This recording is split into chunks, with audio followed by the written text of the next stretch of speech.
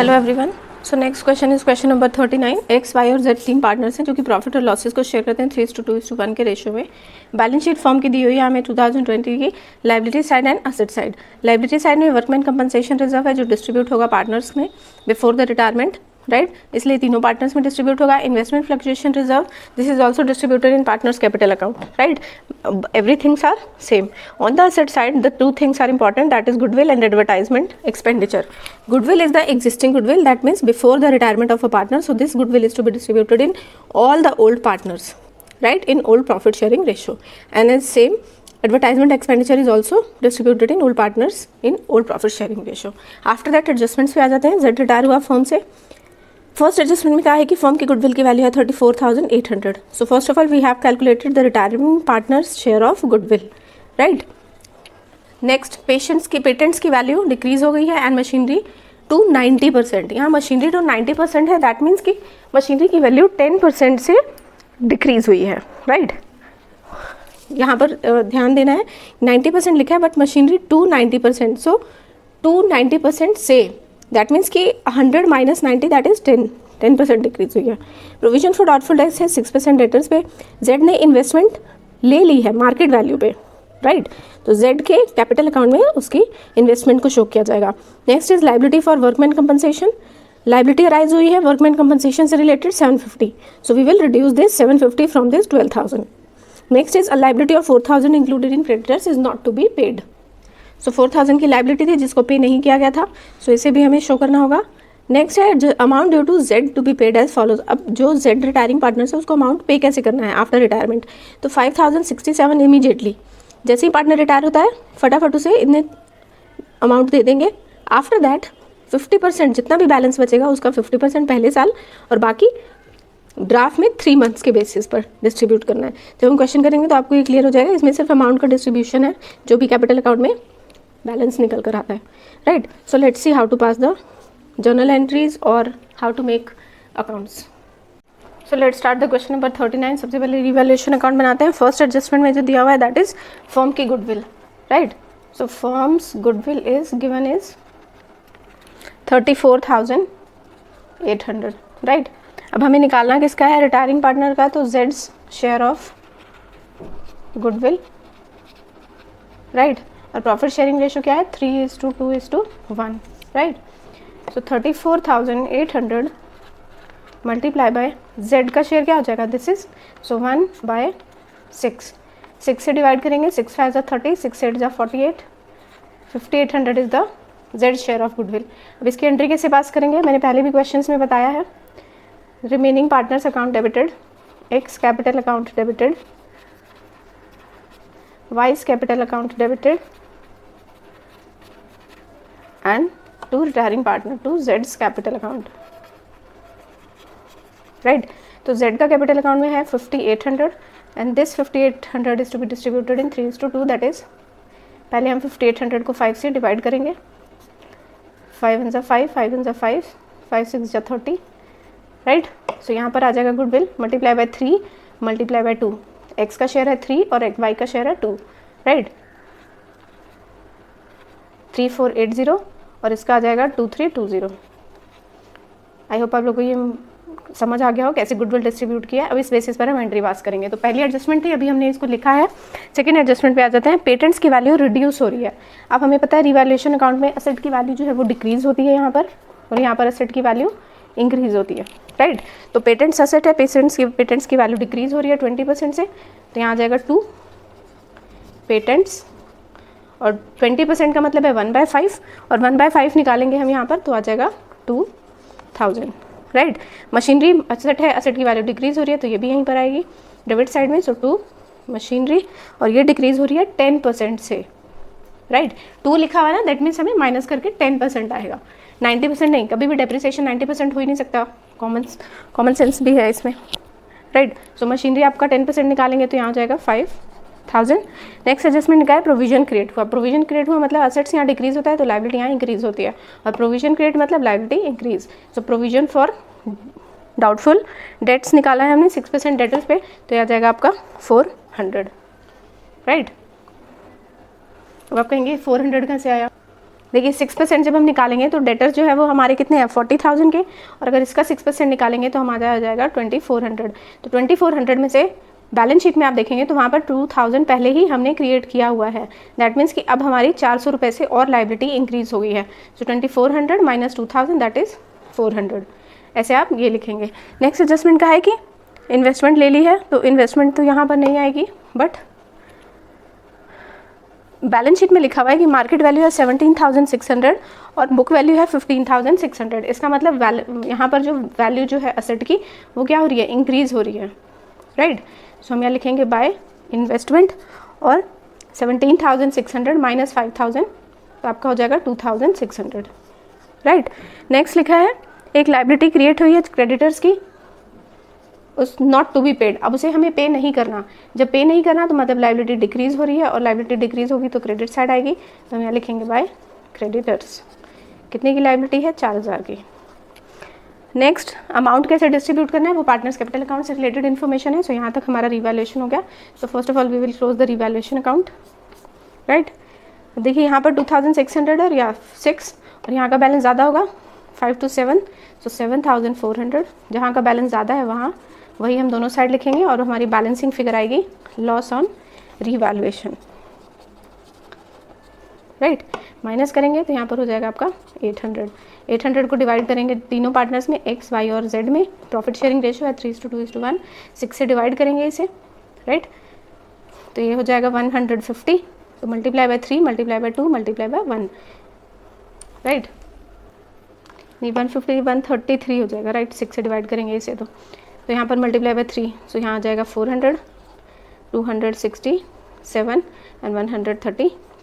तो revaluation loss आ गया। अब आ जाते हैं पार्टनर्स कैपिटल अकाउंट में। पार्टनर्स कैपिटल अकाउंट में सबसे पहले ओपनिंग बैलेंस लिखते हैं। तो यहाँ हम लिखेंगे बाय बैलेंस BD। अब ओपनिंग बैलेंस कितना दिया हुआ है, एक्स का है 68,000, वाई का है 32,000 और जेड का है 21,000, राइट।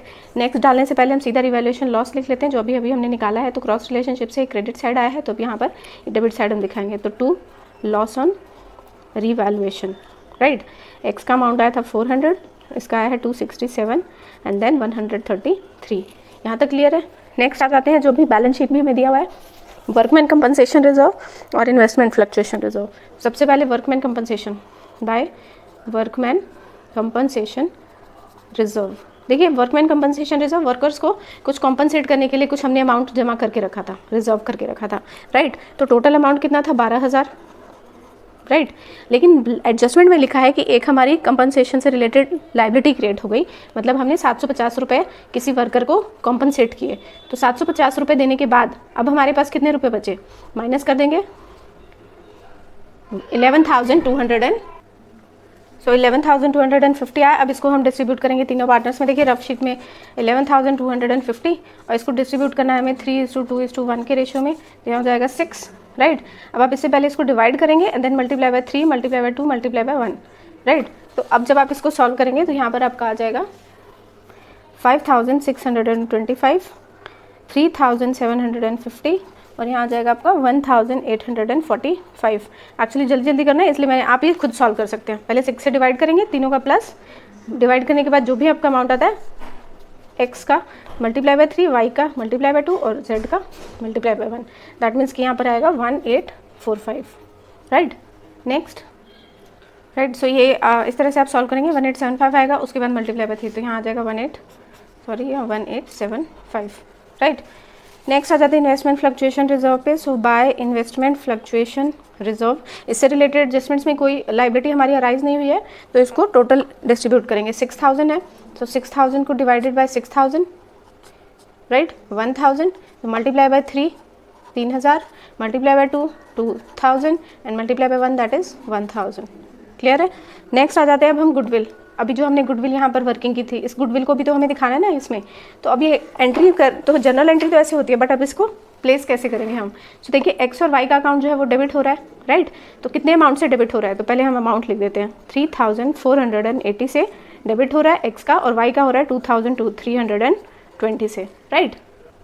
सो डेबिट तो हमने कर दिया, बट एक्स का अकाउंट में 3,480 अमाउंट आया है, बट एक्स का नाम नहीं आएगा। नाम किसका आएगा, जेड्स कैपिटल अकाउंट, राइट। अब डेबिट हो गया, अब क्रेडिट, तो जेड के कैपिटल अकाउंट में क्रेडिट हो रहे हैं 5800, क्रेडिट कर दिया हमने, लेकिन नाम किसका आएगा, एक्स और वाई का। अब इस 5800 में से एक्स ने कितने दिए हैं और वाई ने कितने दिए हैं, तो हम इसे ऐसे दिखाएंगे, by X and Y's capital account, और यहाँ पर हम लिखेंगे, देखिए इस 5800 की जगह हम लिखेंगे 3480 और 2320, इन दोनों को प्लस करेंगे तो यही आएगा 5800। सो इस तरह से हमें इसे दिखाना है। क्लियर है? सो आई होप आप लोग को ये चीज़ें क्लियर हो गई हूँ। नेक्स्ट आ जाते हैं, अब बैलेंस शीट में एक गुडविल दी हुई है, एग्जिस्टिंग गुडविल और एडवर्टाइजमेंट। तो यहाँ एसेट साइड दिया है, क्रॉस रिलेशनशिप से वो डेबिट साइड आएगी। तो पहला है गुडविल, ये गुडविल जो होती है वो एग्जिस्टिंग गुडविल होती है, मतलब पार्टनर के, इन तीनों पार्टनर्स ने उस गुडविल के लिए काम किया है, इसलिए वो गुडविल जो है वो तीनों पार्टनर्स में डिस्ट्रीब्यूट होगी, राइट। तो उसमें गुडविल का अमाउंट कितना दिया हुआ है हमें, 6000। तो 6000 को डिस्ट्रीब्यूट करेंगे हम 3000, 2000 एंड 1000। क्लियर है? नेक्स्ट है एडवर्टाइजमेंट एक्सपेंसेस, तो हम लिखेंगे टू एडवर्टाइजमेंट एक्सपेंडिचर 5250। तो इसको भी हम प्रॉफिट शेयरिंग 5250 को भी हम 6 से पहले डिवाइड करेंगे, then multiply by 3, multiply by 2, multiply by 1। तो यहाँ पर आपका आ जाएगा 2625, 1750 और यहाँ आ जाएगा आपका 875, राइट। आई होप आप लोग को ये सारी चीज़ें क्लियर हो गई हूँ। नेक्स्ट एक एडजस्टमेंट जो हमें दी हुई है, दैट इज़ कि Z took the investment at market value. Z ने जो है वो इन्वेस्टमेंट ले ली है, इन्वेस्टमेंट ले ली है मार्केट वैल्यू पे, और मार्केट वैल्यू बैलेंस शीट में दी हुई है हमें 17,600, राइट। नाम किसका आएगा, टू जेड्स account, sorry to investment, investment लिया है ना जेड ने, तो जेड में तो डाल ही दिया, नाम आ जाएगा टू इन्वेस्टमेंट। आई होप आप सबको ये क्वेश्चन क्लियर हो रहा है। If you have any doubt then you can ask in my comment section. So all things are done related to this account. So now we will close this account. Total करते हैं, check करते हैं debit side का balance ज़्यादा है या credit side का। तो ऑब्वियसली यहाँ 68,000 है तो यहीं का बैलेंस ज़्यादा होगा। तो यहाँ हमारा बैलेंसिंग आ जाएगा 76,625। यहाँ भी लिख देते हैं 76,625। अब इन सब का टोटल करेंगे, 3 + 3 6 7 8 8000 और इसमें से प्लस करेंगे तो यहाँ पर आ जाएगा 480। ये मैंने अलग से प्लस किया, 480 + 625 और ये 400, इनको प्लस किया तो 100 और 3 + 3 6 + 2 8 8000 में प्लस किया तो यहाँ पर हो जाएगा 9505 और इसमें से इसको माइनस करेंगे तो जो हमारी बैलेंसिंग फिगर आ रही है दैट इज 67,120। तो यहाँ लिखेंगे हम to balance C D, right. ये बी डी था ओपनिंग बैलेंस, तो ये क्लोजिंग बैलेंस। अब यहाँ का टोटल करते हैं, वाई साइड का 32 + 35 + 37, तो यहाँ पर आपका अमाउंट आ जाएगा 37,750, राइट। 37,750। इसमें से इस साइड को आप माइनस करेंगे सेम ऐसे ही, तो यहाँ पर जो आपकी बैलेंसिंग फिगर आ रही है दैट इज़ 31,413। आप चेक कर सकते हैं माइनस करके। सो ये मैंने कैलकुलेशन यहाँ पर किया, पहले ये प्लस किया है और फिर इसमें से बैलेंसिंग फिगर में से माइनस करेंगे तो यहाँ पर हमारा ये बैलेंसिंग फिगर आ रहा है। अब आ जाते हैं जेड पर, राइट। अब जेड के बारे में तो हमें एडजस्टमेंट में भी दिया हुआ है कि जो भी बैलेंस आएगा, राइट, तो पहले हम बैलेंस निकाल लेते हैं। देखिए यहाँ का जब हम टोटल करेंगे तो यहाँ का टोटल हो रहा है हमारा 29,675। तो पहले तो जो अमाउंट है वो लिख देते हैं 29,675, राइट। अब यहाँ देखते हैं, देखिए 29,675 ये तो क्रेडिट साइड का बैलेंस है। अब हम पहले यहाँ का टोटल करते हैं तो ये 17 + 1 18,000 सॉरी 18,000 और हम ये पीछे वाला अमाउंट प्लस कर देते हैं 875 133 एंड 600, राइट। 5 and 3 8 9 10 16 1000। तो 18 में 1600 प्लस करेंगे तो यहाँ पर हो जाएगा हमारा 19,608। इसका मतलब यहाँ का जो टोटल आ रहा है वो ये आ रहा है, तो क्रेडिट साइड के बैलेंस में से माइनस कर देंगे 19,608, राइट। माइनस करके ये अमाउंट आ रहा है 10,067, राइट। तो ये हमारा अमाउंट आ रहा है जेड का बैलेंस, राइट, जो हमें यहाँ पर दिखाना है। बट जब आप एडजस्टमेंट देखेंगे तो एडजस्टमेंट नंबर जी में दिया है कि हमें जैसे ही पार्टनर रिटायर होता है तो अब उसको देने हैं 10,067 रुपीज़, राइट। तो क्वेश्चन में इस एडजस्टमेंट में कहा है जी में कि जैसे ही रिटायर होता है सबसे पहले उसको देना है अमाउंट 5,067 रुपीज़ का, तो पहले हमने ये दे दिया। अब बाकी इसमें से बैलेंस कितना बचा, तो 10 में से 5 चले गए तो 5000 बैलेंस बच गया। अब इसमें कहा है कि जितना भी बैलेंस बचता है उसको इक्वली इंस्टॉलमेंट में पे करना है, तो इसका हाफ हाफ कर देंगे, 2500 2500, राइट। सो इस तरह से हमें इन तीनों चीज़ों को यहाँ पर शो करना है। तो यहाँ पर सबसे पहले हम यहाँ लिखेंगे 5067, ये जो बैंक से इमीडिएटली जेड को दे दिया गया था रिटायरमेंट के टाइम, तो बैंक अकाउंट के नाम से दिखाएंगे। उसके बाद नेक्स्ट इंस्टॉलमेंट होगी हाफ अमाउंट की 2500 रुपये की, और नेक्स्ट इंस्टॉलमेंट होगी 2500 रुपये की। 2 इंस्टॉलमेंट में देना है, तो इसको हम लिखेंगे, एक जो ये है इसको हम लिखेंगे यहाँ पर टू जेड्स लोन अकाउंट, राइट। ये 2500 है, और इस 2500 को जो हम शो करेंगे वो हम बिल्स पेबल के नाम से, कि हमने बिल दिया है नेक्स्ट इंस्टॉलमेंट में दिया ना, तो इसको हम यहाँ पर लिखेंगे टू बिल पेबल, सॉरी यहाँ जगह नहीं है, BP2Z, ये BP2Z हो जाएगा नेक्स्ट इंस्टॉलमेंट। सो इस तरह से हमें ये अमाउंट दिखाना है, बस इतना ही है, बाकी कुछ नहीं है। अमाउंट तो वही आएगा जो हमने माइनस करने पर आना है, राइट। नेक्स्ट आ जाते हैं बैलेंस शीट पर। सो let's start the balance sheet. Balance sheet में सबसे पहले हम कैपिटल लिखते हैं लायबिलिटी साइड। तो कैपिटल हम किस किस का लिखेंगे, एक्स और वाई का। एक्स का कैपिटल अभी हमने निकाला 67,120, और वाई का कैपिटल आया हमारा 31,413। इन दोनों को ऐड करके लिख लेंगे, यहाँ आ जाएगा 98,533। क्लियर है। नेक्स्ट अब आ जाते हैं जेड। जेड को हमने 3 पोर्शन में दिया है, तो सबसे पहले है जेड का लोन अकाउंट, है ना। तो जेड को लोन अकाउंट, अब जेड के लोन अकाउंट में क्या दिया है हमने, देखिए बैंक से जो इमीडिएटली देने के लिए कहा था वो 5067, ये बैंक के थ्रू दिए थे, राइट। तो ये कोई लोन नहीं है, लायबिलिटी नहीं है, बाकी के नेक्स्ट इंस्टॉलमेंट में देने थे, है ना। तो ये लोन था, और नेक्स्ट इंस्टॉलमेंट जो था वो बिल्स पेबल के नाम से दिया था। क्लियर है, मतलब 5000 रुपये दिए थे। तो पहले 2500 को हम लोन अकाउंट के नाम से दिखाएंगे, दैट इज़ 2500, और नेक्स्ट दिखाएंगे हम बिल्स पेबल, बिल दिया था हमने नेक्स्ट इंस्टॉलमेंट में जेड को 2500 का। क्लियर है। इस 5067 को नहीं दिखाएंगे क्योंकि जैसे ही वो रिटायर हुआ कंपनी ने बैंक से अमाउंट पे कर दिया, तो ये लाइबिलिटी नहीं है, ये तो दे दिया ना जिसका देना था। तो सो ये हो गया। नेक्स्ट आ जाते हैं क्रेडिटर्स। क्रेडिटर दिया हुआ है हमें 21,000 का, और रिवैल्यूएशन में हमारी 4000 से क्रेडिटर डिक्रीज हो रहे थे, राइट। सो हम माइनस करके लिखेंगे 4000, तो यहाँ पर आ जाएगा आपका क्रेडिटर 17,000 का, राइट।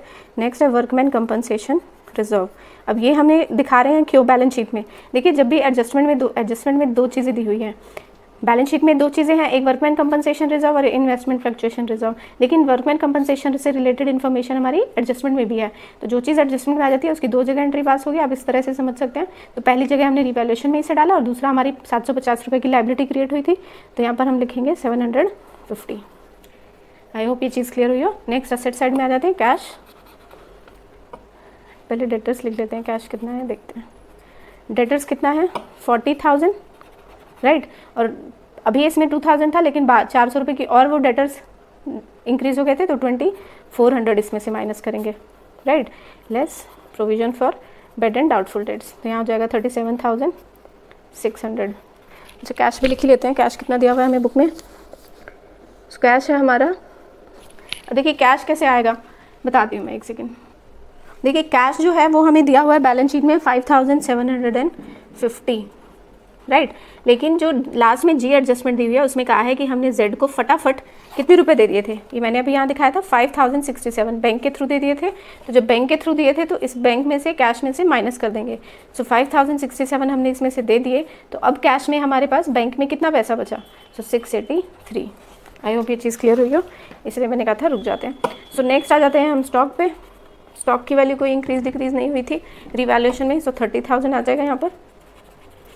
पेटेंट्स की वैल्यू डिक्रीज हुई थी, सो पेटेंट्स को माइनस करेंगे तो यहाँ आ जाएगा 8,000। नेक्स्ट है आपका मशीनरी 45,000। रिवैल्यूएशन में एसेट की वैल्यू डिक्रीज हुई थी, माइनस करके लिखेंगे 45,000। हाँ, अब बच्चों का डाउट है कि यहाँ पर इन्वेस्टमेंट क्यों नहीं लिखा। देखिए इन्वेस्टमेंट जो है उसमें एक एडजस्टमेंट लिखी है ना, जिसमें डी एडजस्टमेंट देखेंगे जिसमें लिखा हुआ है कि इन्वेस्टमेंट जो है वो मार्केट वैल्यू पर जेड ने ले ली। तो जब इन्वेस्टमेंट जेड ले चुका है तो फिर अब उसकी एंट्री करने का क्या फ़ायदा हो, तो ले गया Z. So all things are done. Now do the total of the balance sheet. So let's do it the total 38। मैंने वैसे कर लिया है, आप चेक कर लेना यही बैलेंस शीट में 1,21,283। सो आई होप आप लोग को सबसे ये सारे अकाउंट्स क्लियर हो गए हों. First of all we are preparing revaluation account, then partners capital account. If you have any doubt, then you can ask me in my comment section. And lastly, we are preparing balance sheet. So please like it, share it, and subscribe it. Thank you.